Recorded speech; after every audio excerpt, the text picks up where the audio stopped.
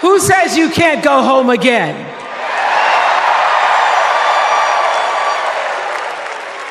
After watching the Obamas last night, that was some epic fire, wasn't it? Some epic fire.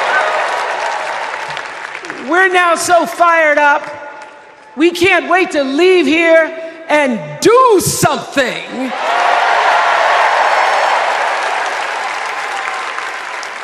And what we're going to do is elect Kamala Harris as the next president of the United States.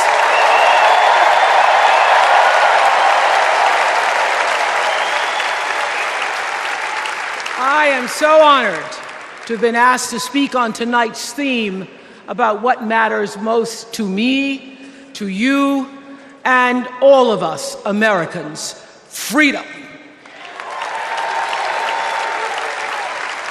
There are people who want you to see our country as a nation of us against them, people who want to scare you, who want to rule you, people who'd have you believe that books are dangerous and assault rifles are safe, that there's a right way to worship and a wrong way to love, people who seek first to divide and then to conquer.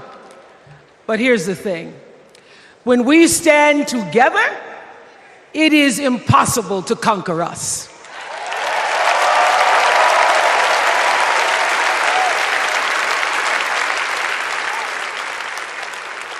In the words of an extraordinary American, the late Congressman John Lewis,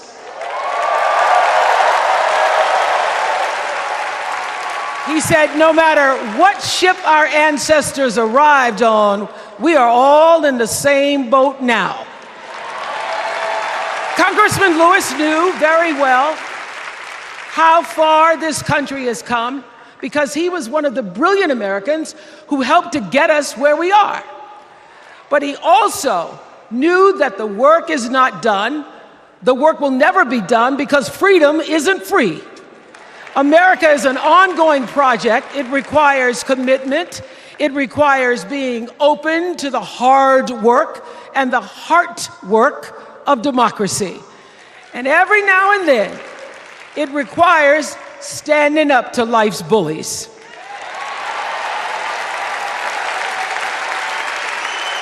I know this. I've lived in Mississippi, in Tennessee, in Wisconsin, Maryland, Indiana, Florida, Hawaii, Colorado, California, and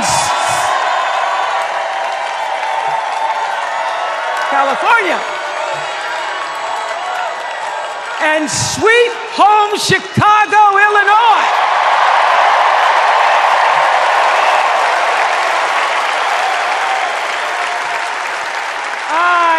Have actually traveled this country from the redwood forests, love those redwoods, to the Gulf Stream waters.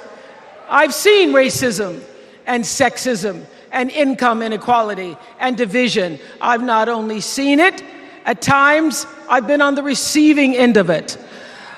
But more often than not, what I've witnessed and experienced are human beings, both conservative and liberal, who may not agree with each other, but who'd still help you in a heartbeat if you were in trouble.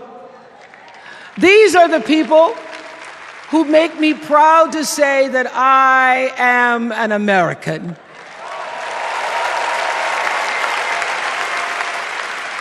They are the best of America. And despite what some would have you think, we are not so different from our neighbors. When a house is on fire, we don't ask about the homeowner's race or religion. We don't wonder who their partner is or how they voted. No, we just try to do the best we can to save them. And if the place happens to belong to a childless cat lady,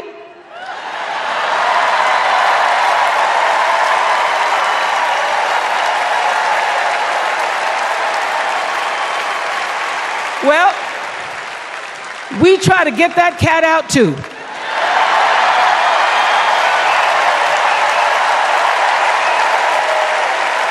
because we are a country of people who work hard for the money. We wish our brothers and sisters well, and we pray for peace. We know all the old tricks and tropes that are designed to distract us from what actually matters, but we are beyond ridiculous tweets and lies and foolery. These are complicated times, people, and they require adult conversation. And I welcome those conversations because civilized debate is vital to democracy, and it is the best of America. Now, over the last couple of nights, we have all seen brave people walk onto this stage and share their most private pain. Amanda and Josh, Caitlin, Hadley, they told us their stories of rape and incest and near-death experiences from having the state deny them the abortion that their doctor explained was medically necessary. And they've told us these things for one reason, and that is to keep what happened to them from happening to anybody else. Because if you do not have autonomy over this, if you cannot control when and how you choose to bring your children into this world and how they are raised and supported, there is no American dream.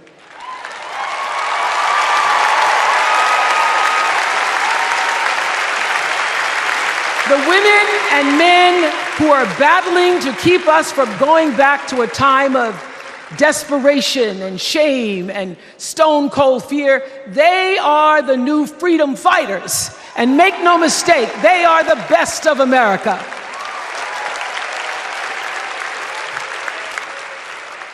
I want to talk now about somebody who's not with us tonight. Tessie Prevost Williams was born in New Orleans not long after the Supreme Court ruled that segregated public schools were unconstitutional. That was in 1954, same year I was born. But I didn't have to head to first grade at the all-white McDonough 19 school with a U.S. Marshal by my side like Tessie did.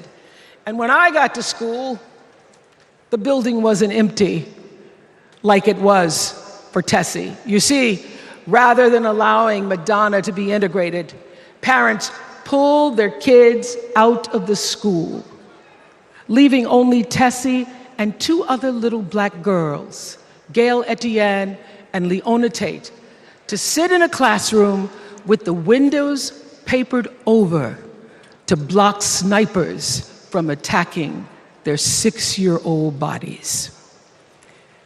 Tessie passed away 6 weeks ago. And I tell this story to honor her tonight because she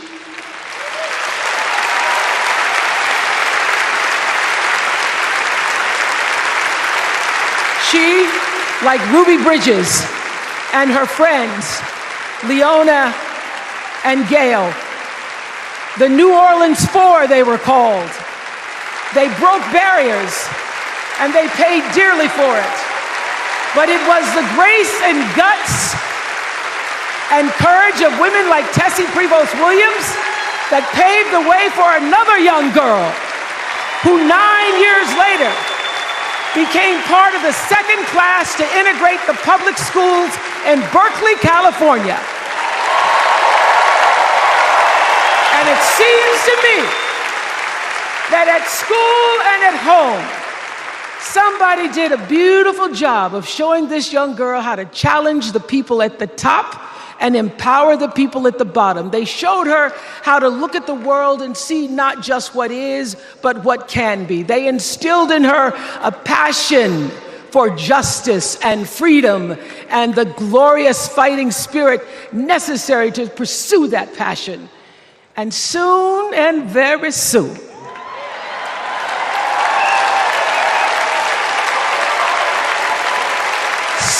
very soon, we're going to be teaching our daughters and sons about how this child of an Indian mother and a Jamaican father, two idealistic, energetic immigrants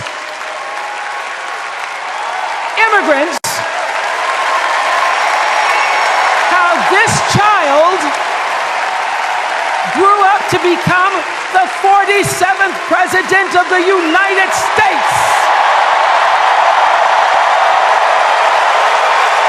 That is the best of America.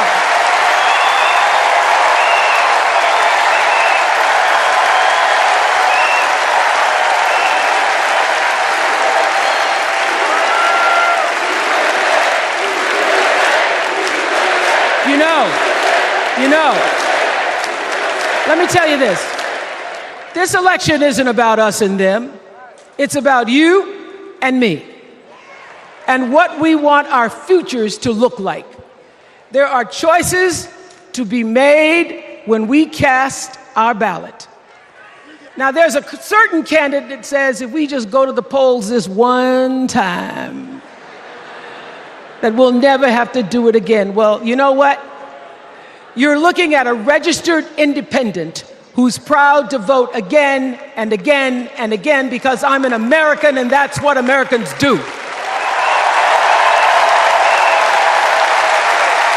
Voting is the best of America.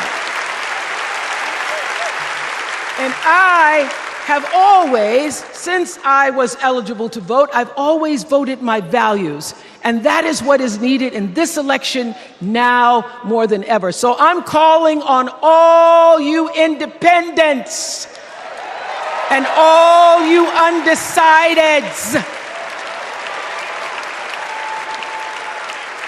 You know this is true. You know I'm telling you the truth, that values and character matter most of all. In leadership and in life. And more than anything, you know this is true, that decency and respect are on the ballot in 2024.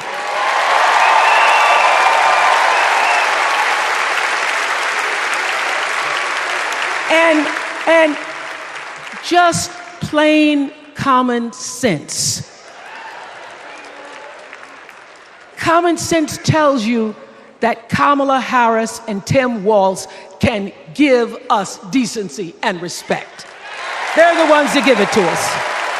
So, we are Americans. We are Americans. Let us choose loyalty to the Constitution over loyalty to any individual. Because that's the best of America. And let us choose optimism over cynicism, because that's the best of America. And let us choose inclusion over retribution. Let us choose common sense over nonsense.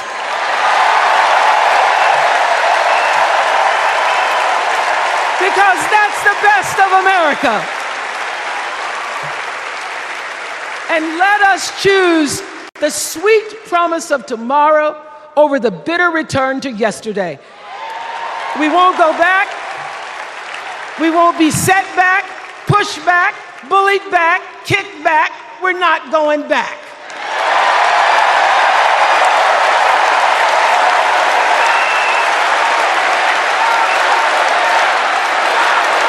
Not going back. We're not going back. So, let us choose. Let us choose truth. Let us choose honor. And let us choose joy.